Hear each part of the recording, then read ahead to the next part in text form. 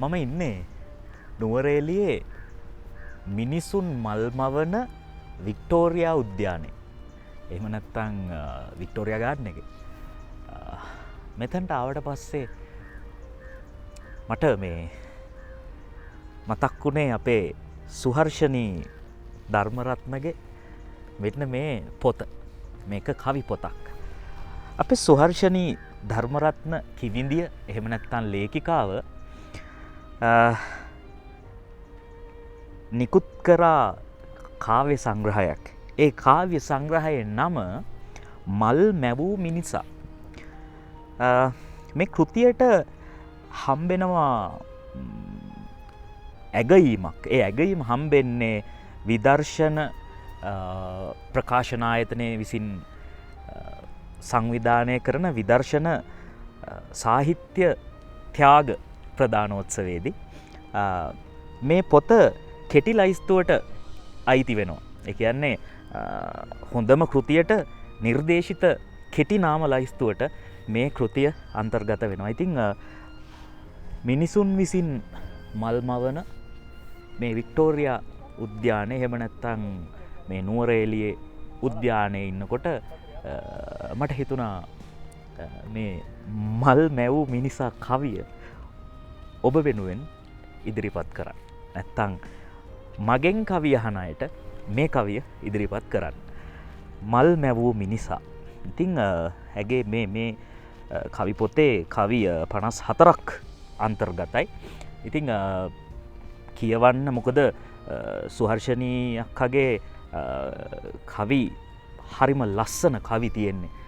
ඇය මේ සොබාදහම ගැන මානව දයාව ගැන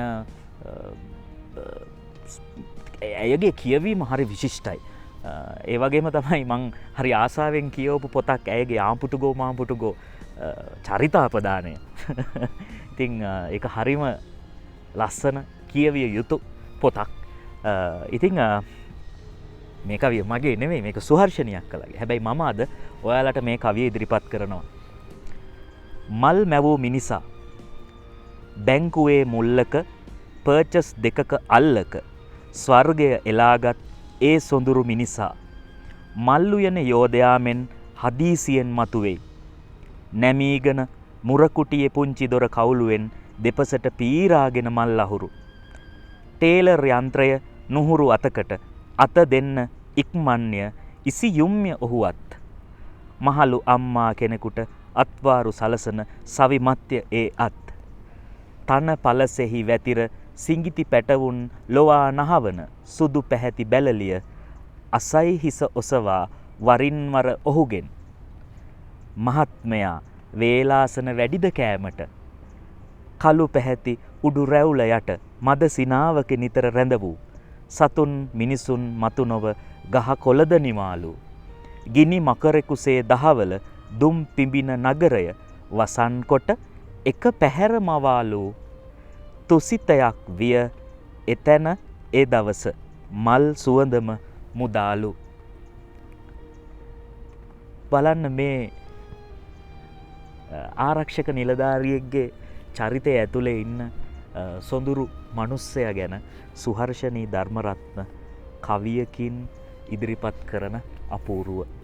සුහර්ෂණී අක්කගේ තියෙන සත්ව කරුණාව, සතුන් කෙරෙහි දක්වන දයාව මේ කවියේ තැනක අමුණලා තියෙනවා. තන පලසෙහි වැතිර සිඟිති පැටවුන් ලොවා නහවන සුදු පැහැති බැලලිය අසයි හිස ඔසවා වරින්වර ඔහුගෙන්. මහත්මයා වේලාසන වැඩිද කෑමට. සුහර්ෂණී අක්කගේ ෆේස්බුක් එකේ නැත්තම් මුහුණු පොතේ ගිණුමේ අපි නිතර දකින පූස් පැටව් ගොන්නක් ඉන්නවා. වනමලි ඔය වගේ විවිධ නම් තියෙන පූස් පැටව් ගොන්නක් ඉන්නවා. ඇය ඒ වගේ ලස්සන ඒ වගේම සුන්දර දේවල් සුන්දර විදිහට දකින කිමිදියක්. ඉතින් මේ පොත විදර්ශන ප්‍රකාශකයන්ගේ මල් මැවූ මිනිසා